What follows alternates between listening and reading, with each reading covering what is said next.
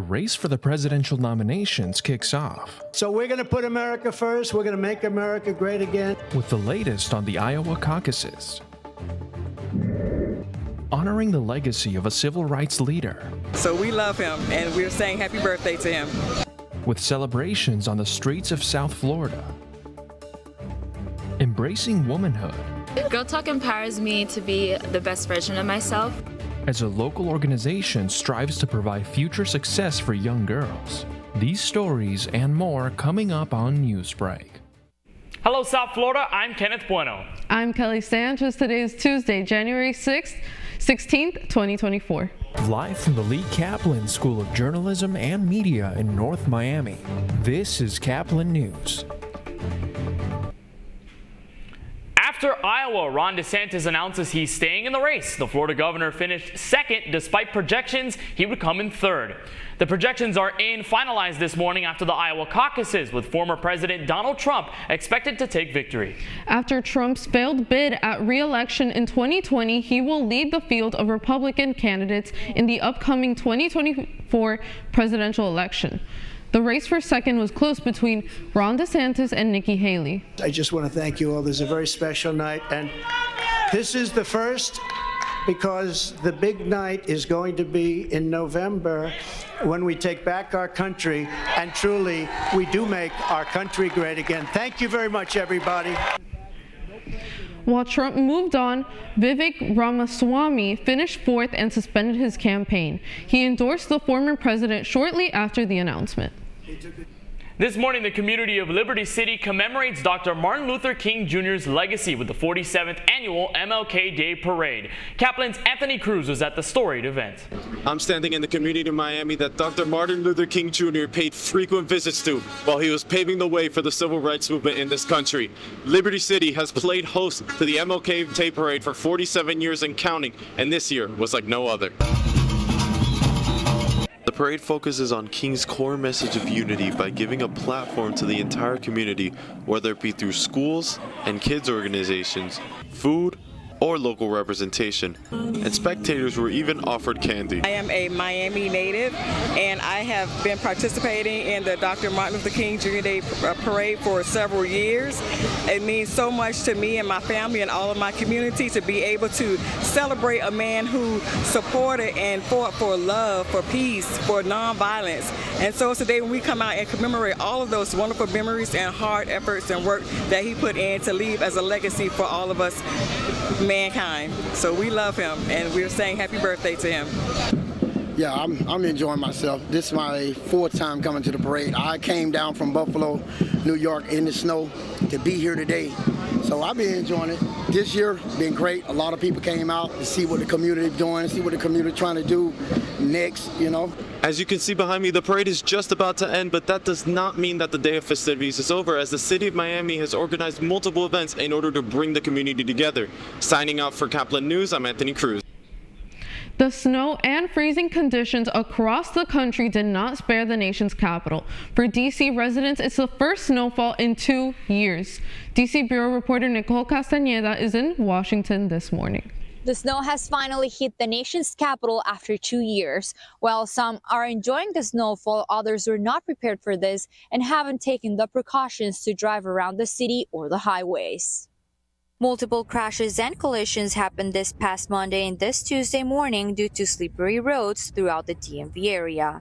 This is why the VDOT is alarming residents to be prepared, as this is one of the first snowfalls seen in a very long time. Meanwhile, trucks spreading salt through the roads and highways have been working since late night on Sunday and will be on alert the whole day. DC Mayor Bowser also activated a cold weather emergency plan in the district in relation to the dangerously cold temperatures.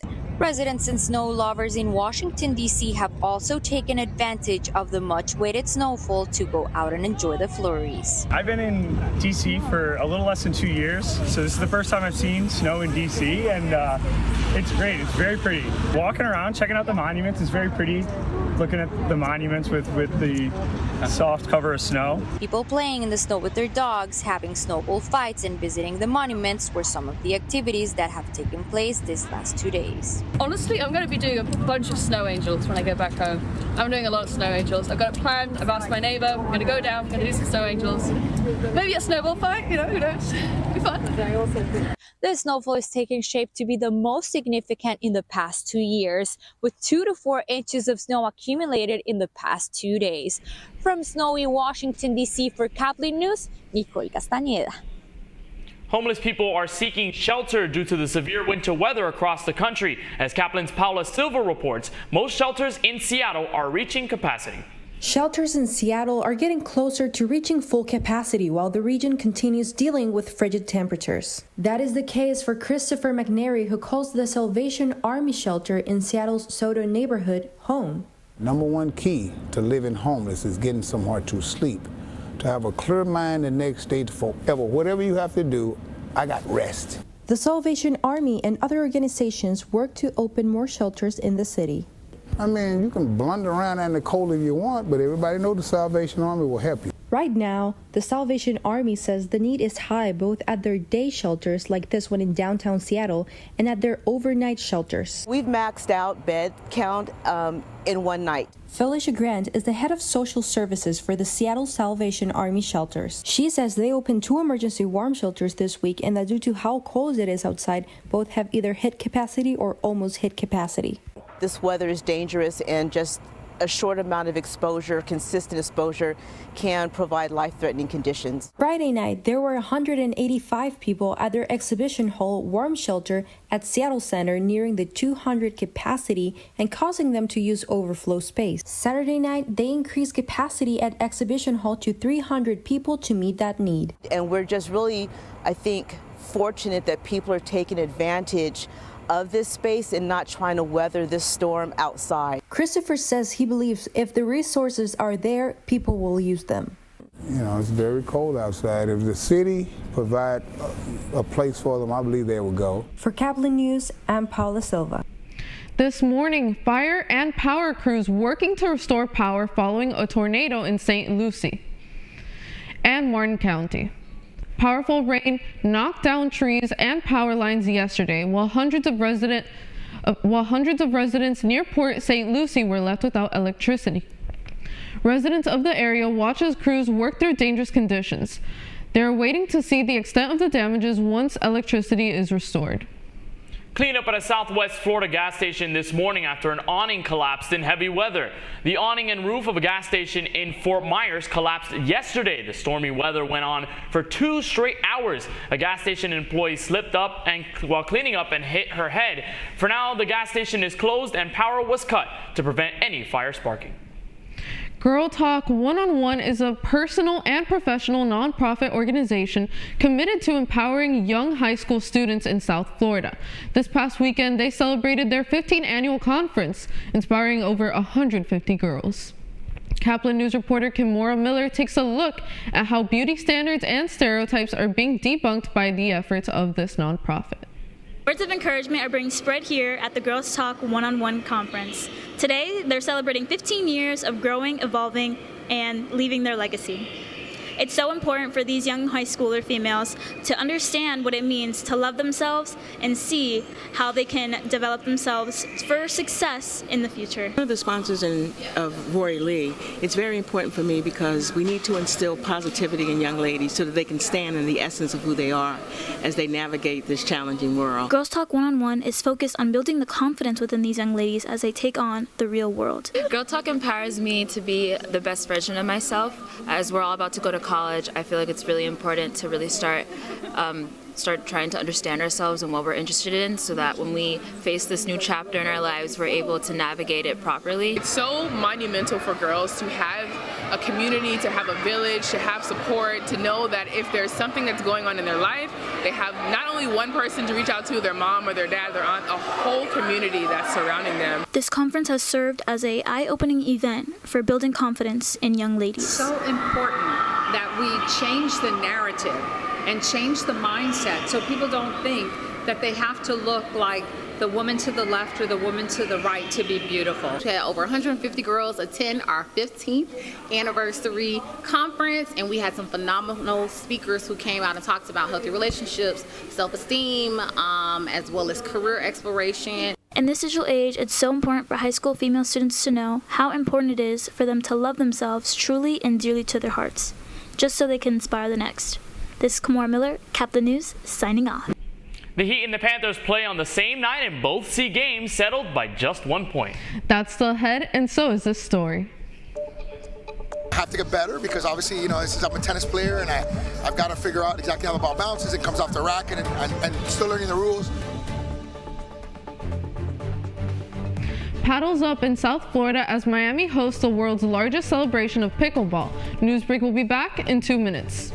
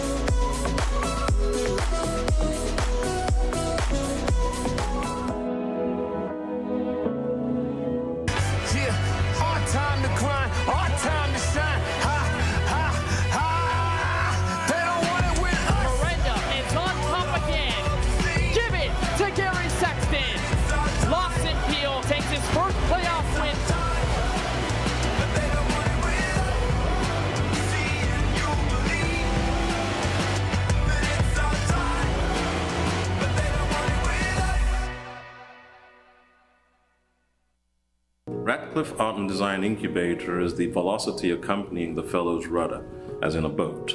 Unless there is movement or action, the planned direction is of little consequence. We encourage the creative ideas into action, and from the experience of doing, we critically assess the feedback, adjust, and set out to rediscover the potentialities of an entrepreneurial mindset.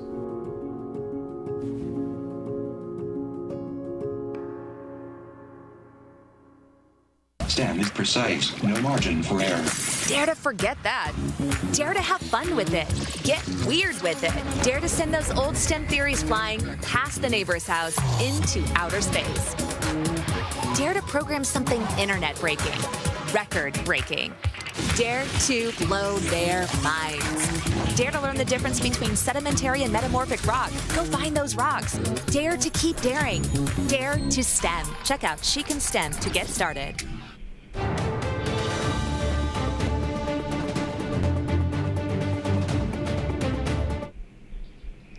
Fun and games out at Miami Marine Stadium, and the game of choice over the weekend was pickleball.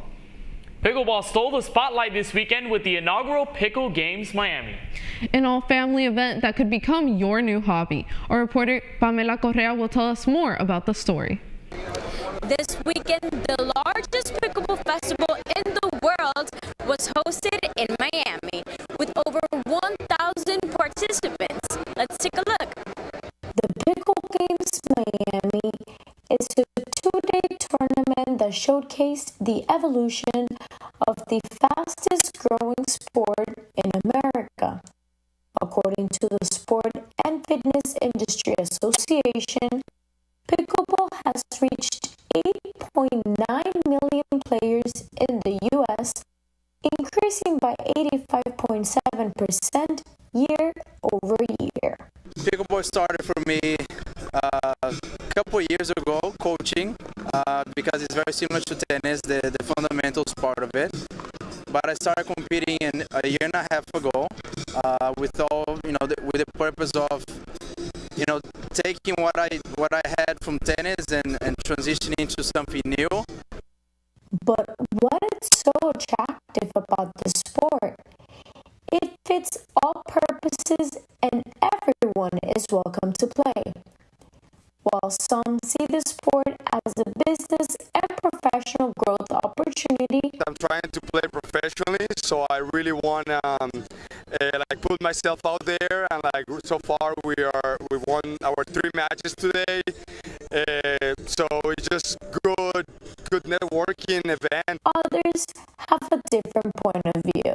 It's just a social event, it's not about just going there and winning. It's about meeting people and enjoying yourself. It's all about fun. Any kind of athletic endeavor in the city is one that I'm going to support. I played it for the first time. It was a lot of fun, very challenging. I have to get better because obviously, you know, I'm a tennis player and I've got to figure out exactly how the ball bounces. It comes off the racket and still learning the rules. But it was a lot of fun. It was more fun and challenging than I thought it would be. FIU was one of the sponsors of the weekend, and our Caplin School of Hospitality and Tourism Management students were able to demonstrate their skills to the public and expose themselves to future career opportunities. So events like this really helps you go out into the world and just interact with guests. These are things that you can't learn. You can't learn everything from sitting in a classroom and just reading a book or a professor telling you about their experiences. It's honestly just about you getting out there in the world as well. The event ended on a rainy Sunday, but it was definitely a success. Reporting from the Miami Marine Stadium, Pamela Correa. After a 4-game homestand, the Miami Heat slugged it out in their first game of the recent road trip, an overtime thriller against the Brooklyn Nets. Miami was down as much as 12 in the first half, but it was no tall task for Tyler Hero to light the fire in the Heat's comeback. Hero had 29 points and 11 rebounds. Butler also put in his share with 31 points to get the Heat its third straight win in overtime. Final score, Heat 96, Brooklyn 95. Miami heads up north to face the Toronto Raptors tomorrow at 7:30 p.m. It was an overtime thriller too in Amerant Bank Arena on Monday. The Panthers got out to an early 2-0 lead in the first period. One of those came off the stick of Sam Bennett, who would finish the game with a pair of goals. Anaheim was trailing the majority of the outing, but they slowly worked their way back, finally tying the game early in the third period to force overtime. Alex Killorn netted the OT winner for the Ducks, sealing the Panthers' fate 5-4. Florida will face the Red Wings tonight. That's all the time we have for Newsbreak. I'm Kelly Sanchez. I'm Kenneth Bueno. Get more news anytime at caplinnews.fiu.edu.